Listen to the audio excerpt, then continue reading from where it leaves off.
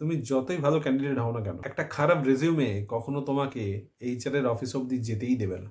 আজ আমি বলবো রেজিউমেতে এমন 5টা ভুল যেগুলো করলে এইচআর তোমাকে রেজিউমে দেখার সঙ্গে সঙ্গে রিজেক্ট করে দেবে, এবং একই সঙ্গে তোমাদেরকে সলিউশন দেবো কীরকমভাবে এই ভুলগুলো থেকে তোমরা ওভারকাম করতে পারো। সো মেক শিওর তুমি ভিডিওটা শেষ অবধি দেখো। বেসিক্যালি এই ভুলগুলো কোনো ভুল না, অ্যাকচুয়ালি এগুলো 90% ক্যান্ডিডেটই করে, আর আননোয়িংলি হয়তো তুমিও ভুলগুলো করে ফেলেছো কোথাও না কোথাও। চলো আমরা দেখে নিই কি এই ভুলগুলো। প্রথম ভুল, ইনরিলেভেন্ট পার্সোনাল ইনফরমেশন, যেমন age, religion, caste, marriage status. দরকার নেই এগুলো, এইচআর এগুলো জানতে চায় না, এগুলো জব পারফরমেন্সের সাথে কোনো সম্পর্কই নেই।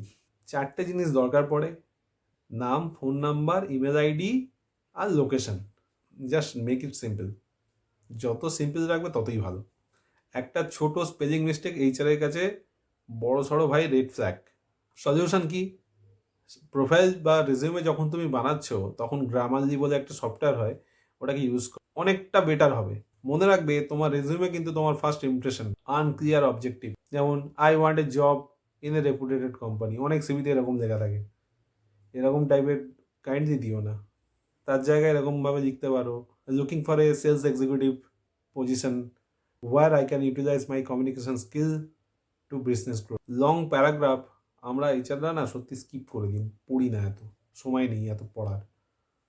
একটা টাইমে আমাকে 10 থেকে 15টা সিভি স্ক্রিন করতে হবে, বা তারও বেশি সিভি স্ক্রিন করতে হবে, আমার টাইম নেই। 1 মিনিট সময় থাকে বড় জোর একটা সিভি ঠিকঠাক করে দেখার জন্য। বুলেট পয়েন্ট ইউজ করো, ছোট প্যারাগ্রাফ রাখো, crisp and short. CV should be maximum within 1 and 2 pages. That's it. কারো কারো সিভি তো 5 পাতা সিভি হয়।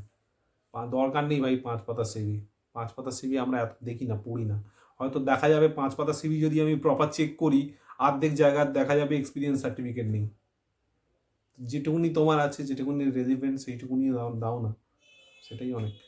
ফেক ইনফরমেশন, সব থেকে ডেঞ্জারাস ভুল হচ্ছে ফেক ইনফরমেশন। তুমি হয়তো ইন্টারভিউ ক্লিয়ার করে ফেললে, কিন্তু জব জয়েন করার পরে ব্যাকগ্রাউন্ড ভেরিফিকেশনে অটোমেটিক ধরা পড়ে যাবে, বা রেফারেন্স চেকেই ধরা পড়ে যাবে, তুমি যদি না প্রপার ক্লিয়ারেন্স না করো।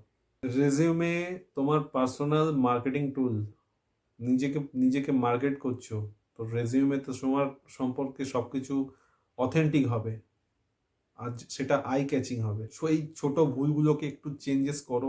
আমরা জানি তোমরা অনেক ভালো প্রোফাইল বানাও, আর এই ছোটো জিনিসগুলোকে একটু মাথায় রাখো, আরও ভালো তোমরা প্রোফাইল বানাবে। কোনো রকম অ্যাসিস্ট্যান্স লাগবে আমি তো আছি। এই ভিডিওটা হেল্পফুল লাগলে লাইক করো, শেয়ার করো বন্ধুদের সঙ্গে। দেখা হচ্ছে পরের ভিডিওতে। ভালো থাকো, সুস্থ থাকো।